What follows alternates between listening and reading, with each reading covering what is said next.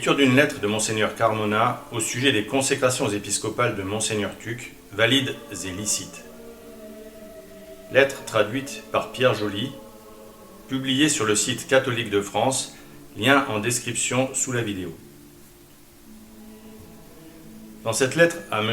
Álvaro Ramírez Arandigoyen, du 18 mai 1982, Monseigneur Moisés Carmona Rivera explique pourquoi les consécrations épiscopales réalisées par l'archevêque Tuc étaient à la fois valides et licites, notamment en raison de la vacance du siège pontifical et de l'apostasie de la quasi-totalité de l'épiscopat déjà à cette époque. Cher ami, en réponse à votre lettre, je dois vous dire la chose suivante. Il est clair que dans des circonstances normales, aucun évêque ne pourrait légalement consacrer un autre évêque sans la permission du pape. Mais à l'heure actuelle, nous vivons dans des circonstances qui ne sont pas du tout normales, car elles constituent un cas des plus inhabituels pour lequel rien n'a été clairement légiféré. Trois choses caractérisent notre situation actuelle. Premièrement, depuis la mort de Pie XII, nous n'avons eu que des imposteurs, ce qui signifie que depuis plus de 20 ans, le Saint-Siège est vacant. Deuxièmement, presque tout l'épiscopat s'est lancé dans une nouvelle religion et a donc apostasié de la vraie foi, renonçant à l'Église éternelle.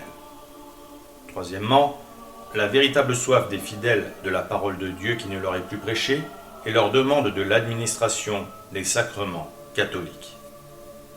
Au début, nous avons placé nos espoirs sur Monseigneur Lefebvre, dans lequel nous avons vu un véritable évêque catholique, un défenseur de la vraie foi, avec qui la succession apostolique légitime se poursuivrait. Mais nous avons été trompés. Monseigneur Lefebvre n'a pas été épargné. Nous nous sommes sentis trahis, en le voyant faire des affaires avec le Vatican, d'où sont venus tous les coups portés à la véritable Église. Bien que les hommes échouent, Dieu ne peut pas échouer, et il ne peut pas abandonner son Église.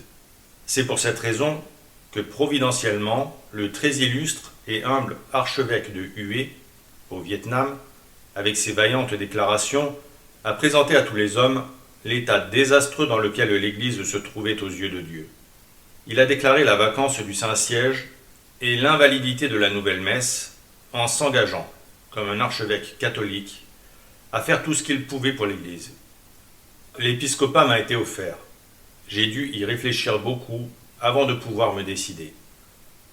Finalement, je l'ai accepté pour la seule raison d'aider au sauvetage et au triomphe de l'Église. Le 17 octobre, le père Zamora et moi avons été consacrés par l'archevêque Tuc dans une véritable catacombe, avec seulement 2 médecins distingués comme témoins. Nous étions tous les deux conscients des tempêtes furieuses de protestation qui allaient venir. Mais les paroles de notre divin maître nous ont encouragés. En vérité, je vous le dis, vous gémirez et vous pleurerez. Mais le monde se réjouira.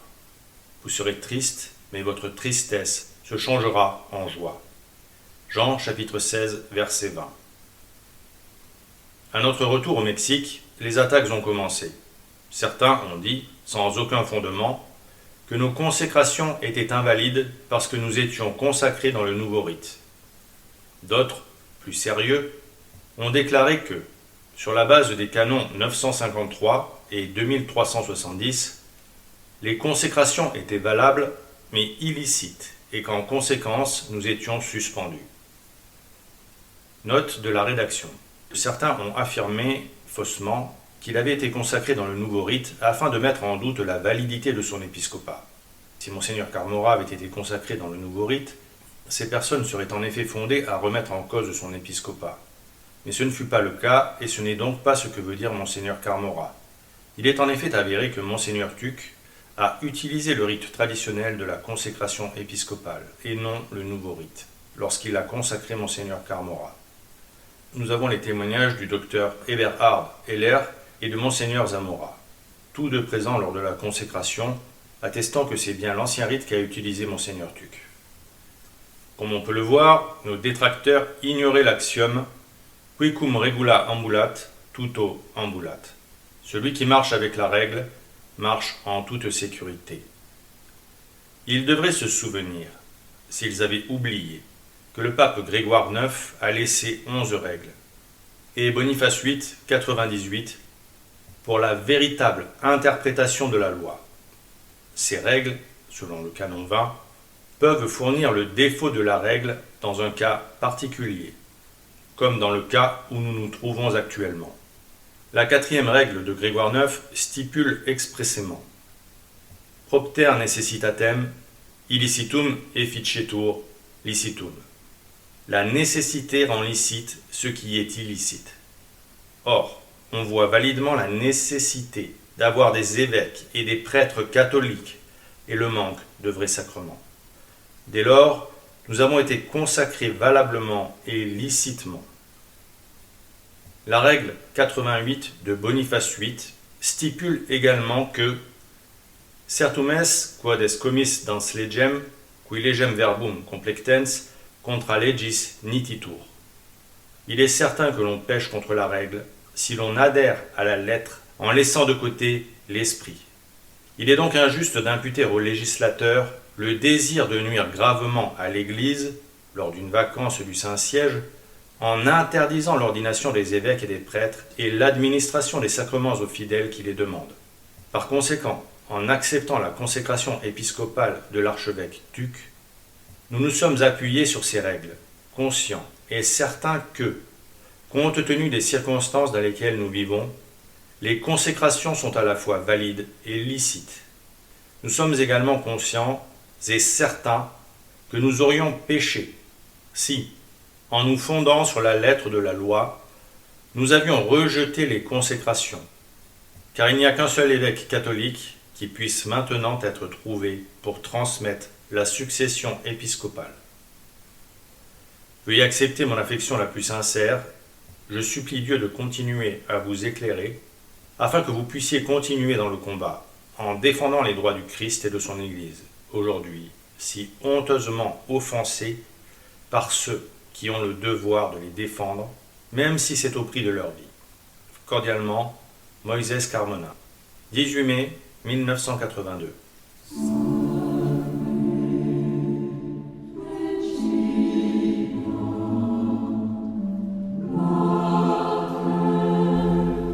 Paul VI a également changé le rite de consécration des évêques. Ceci est très important, car des groupes tels que la Fraternité Saint-Pierre et l'Institut du Christ Roi Souverain Prêtre, des groupes indultes offrant la messe traditionnelle en latin, ordonnent leurs « prêtres » dans le rite traditionnel d'ordination.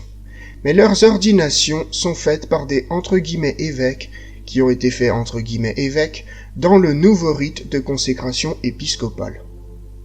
Qui plus est, ce sujet est important car Benoît XVI, celui qui prétendait être l'évêque de Rome, fut « consacré le 28 mai 1977 dans le nouveau rite de consécration épiscopale. S'il n'est pas un évêque validement consacré, il ne pouvait pas être l'évêque de Rome.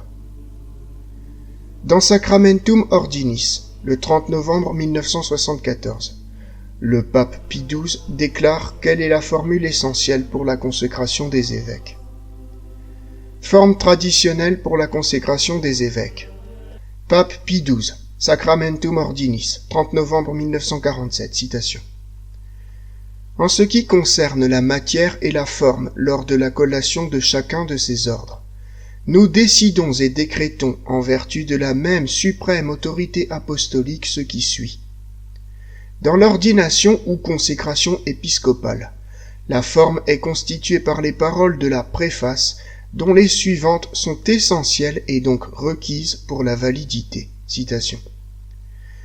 Accomplis dans ton prêtre la plénitude de ton ministère, et sanctifie celui qui est paré des ornements de l'honneur le plus haut par la rosée de l'onction céleste.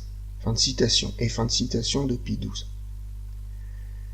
En mentionnant citation, plénitude de ton ministère, ornement de l'honneur, fin de citation, cette forme traditionnelle signifie sans équivoque le pouvoir de l'épiscopat, qui est la, citation, plénitude du sacerdoce, fin de citation. La nouvelle forme de Paul VI, dans le rite de 1968, est donnée ci-dessous. Les deux formes n'ont qu'une chose en commun, l'unique mot en latin et, qui signifie et. Nouvelle forme de Paul VI pour la consécration des évêques. Citation. Et maintenant, Seigneur, répands sur celui que tu as choisi la force qui vient de toi, l'esprit qui fait les chefs, que tu as donné à ton Fils bien-aimé, Jésus-Christ, qu'il a lui-même donné aux saints apôtres qui établirent l'Église en chaque lieu comme ton sanctuaire, à la louange incessante et à la gloire de ton nom. Fin de citation. Cette nouvelle forme ne signifie pas sans équivoque le pouvoir de l'épiscopat. L'expression, citation, « esprit qui fait les chefs » est utilisée pour désigner beaucoup de choses dans l'écriture ou la tradition. Par exemple, Psaume 5,14. Mais elle ne signifie pas sans équivoque les pouvoirs de l'épiscopat. Par conséquent, la nouvelle forme est d'une validité gravement douteuse. En plus du changement dévastateur fait à la forme essentielle, beaucoup d'autres choses furent supprimées. En effet, il n'y a pas une seule déclaration non ambiguë au sujet de l'effet sacramentel que produit la consécration épiscopale. Dans le rite traditionnel de consécration, le consécrateur instruit l'évêque élu en ces termes. Citation. Un évêque juge, interprète, consacre, ordonne, offre, baptise et confirme. Fin de citation. Ceci fut aboli. Dans le rite traditionnel, il est demandé au futur évêque de confirmer sa croyance dans chacun des articles du credo. Ceci fut aboli. Dans le rite traditionnel, il est demandé au futur évêque si, citation, il anathématisera toute hérésie qui s'élèvera contre la Sainte Église catholique. Fin de citation. Ceci fut aboli. La suppression de cette exigence d'anathématiser l'hérésie est significative, car c'est, en effet, l'une des fonctions d'un évêque. Dans le rite traditionnel, après la prière consécratoire, les fonctions d'un évêque sont encore une fois spécifiées en ces termes. Citation.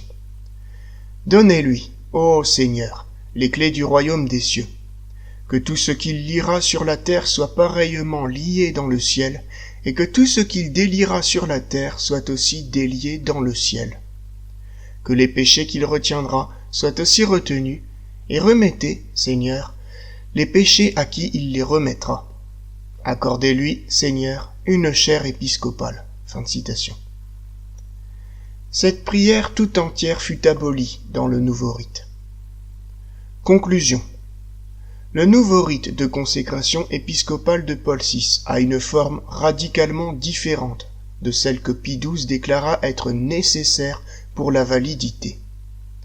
La nouvelle forme ne signifie pas sans équivoque les pouvoirs de l'épiscopat. Le nouveau rite de consécration épiscopale ne peut pas être considéré comme valide puisqu'une matière ou une forme douteuse est considérée comme invalide. Tous les « prêtres » ordonnés par des « évêques » consacrés dans ce rite, même si le rite traditionnel d'ordination a été employé, comme c'est le cas dans la plupart des prêtres de la fraternité sacerdotale Saint-Pierre, ceux de l'Institut du Christ-Roi souverain prêtre, etc., ne peuvent pas être considérés comme des prêtres valides. Il ne faut pas vous rendre à leur « messe ».